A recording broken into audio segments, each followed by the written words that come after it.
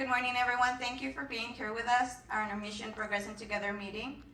We have a lot of information to share with you. My name is Flor Sanchez Reza. I'm the District Parent Liaison. Next, we're going to have Dr. Mesa Chavez give some announcements and messages for this morning.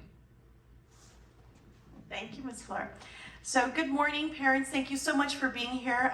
We know that anywhere else that you can be, we are thankful that you chose to be here with us on our Mission Progressing Together parent meeting. Just some little reminders. We are going to be having early release on Monday, October 31st. There'll be a schedule on that so that you know what time we need to have the children be picked up. That is also the day that it is the Smart Snack Exemption Day. We will also have a daylight savings time that happens on Sunday, November 6th. And our election day, really important information that we're covering from today on the bond. Election day is November 8th, and early voting actually starts on October 24th. The second 9 weeks is October 17th through December 16th, so it's really important that you help us make sure that our students stay on track. Progress reports will be going out on Friday, November 4th, and report cards for the first 9 weeks, if you did not already have them, they are going to be distributed on November 10th. Parent conferences are really important. Alarcón and Borrego are going to be taking place on Tuesday, October 25th, and Loya Primary and Zambrano parent conferences there will take place on Thursday, October 27th. At this time, I'd like to bring up my colleague, Ms. Flor. Come on over. Thank you, Dr. Mesa. Next, we're going to have Mr. Norberto Rivas, Chief Financial Officer, to provide us with the 2022 bond information.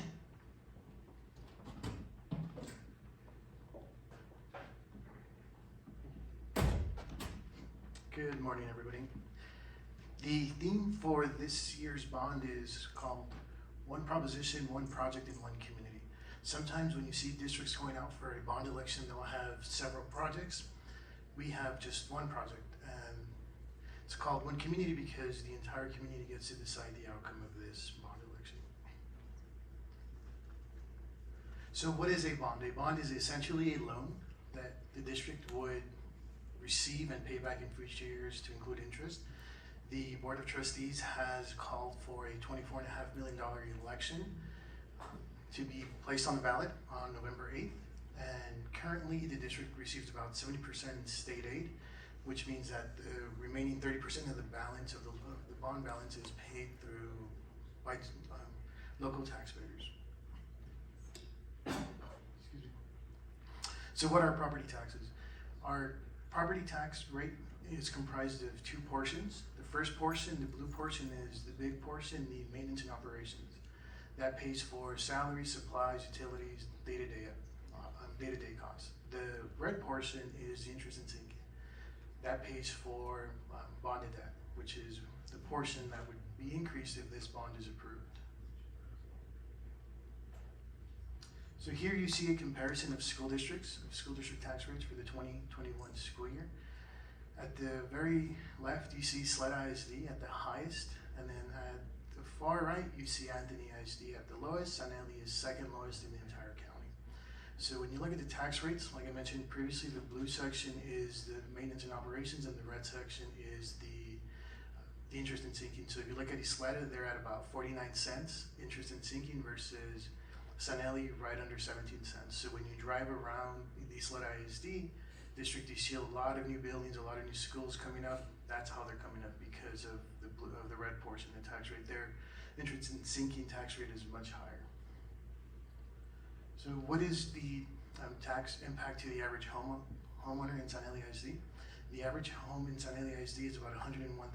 So there is a $40,000 homestead exemption, which means you take the $101,000, you subtract $40,000 from it, and you're taxed at the amount of $61,000. So the impact on this approximate 35-cent increase would be about $17 a month, or about $212 a year on the average home value in San Eli. If your home is valued higher, then your impact would be higher. If your home is valued lower than the 101, then your tax impact would be lower. There are informational brochures available And they're also available online. It contains information regarding the election. It shows information regarding the over 65 exemption as well. So if you're over 65 years old and you file for that exemption with the appraisal, then your taxes are frozen at that point. We do have a site plan available in person and available online. This kind of shows the idea behind the project. So in yellow, you will see existing buildings that would remain, and then the portion in blue is where the new building would go up. As part of this project,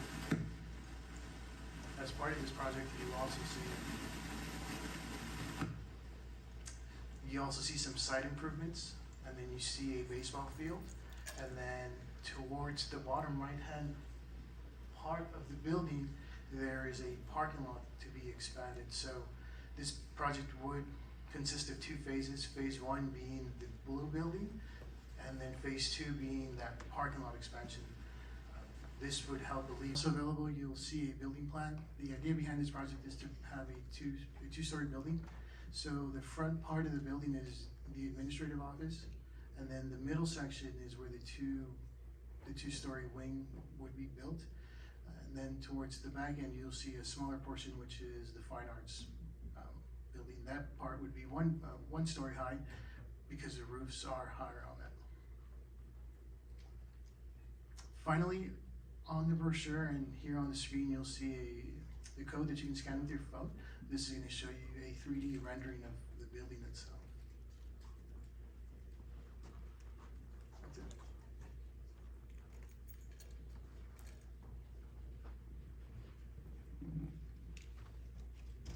Thank you, Mr. Rivas. Next on our agenda, we have Ms. Lisa Renneger. She's gonna present on the parent profile, but we're gonna be attaching that video on our follow-up Mission Progressing Together Smart newsletter.